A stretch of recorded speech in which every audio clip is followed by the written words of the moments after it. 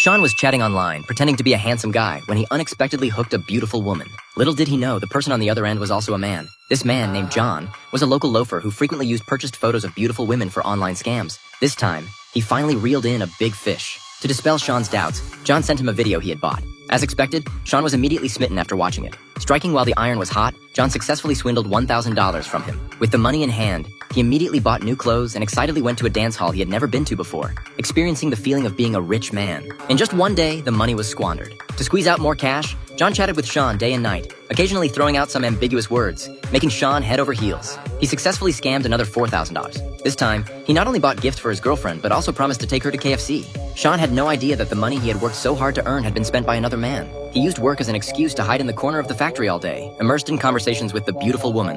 Although his wife had long noticed something was off, their relationship had already fallen apart, so she no longer asked questions. At this point, Sean had already fully invested himself in this illusory romance. One day, the beautiful woman sent a photo of herself injured, claiming she had been beaten and robbed. Sean's heart ached for her. Without hesitation, he transferred another $3,000 and invited her to his home, saying he would make some KFC to help her feel better. The next day, Sean and his wife were driving to the supermarket when they encountered a hitchhiker. His wife waved to let her in the car, but Sean realized this person was the beautiful woman he had been chatting with. He immediately stepped on the gas and drove away. He laughed happily, thinking she had really come to find him. Back home, he ignored his wife and rushed straight into the house to open his computer, eagerly sending a message to explain. He couldn't take her home because his wife was there. John was confused, thinking Sean was too into the roleplay and was hallucinating. But then Sean said he knew her address and wanted to meet in person. This made John start to panic. In fact, Sean had quietly followed the hitchhiking girl and indeed got her address. To continue the scam, John lied that he had gotten involved with a gang and urgently needed money to settle things. He thought Sean would readily agree as usual, but this time, Sean insisted on meeting first. He turned around and drove straight to the girl's residence.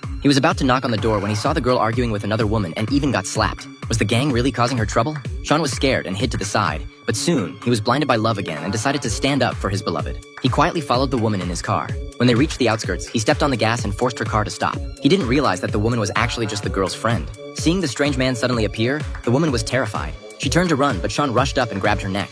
Because he used too much force, he accidentally strangled her to death. On the other side, John was still sitting at his computer, waiting for the transfer. Sean sent a message saying he had already taken care of the trouble, and there was even a hint of pride in his tone. John sensed something was wrong, but even more terrifying things were yet to come. The police raided their scam den, and John and the others were arrested on the spot.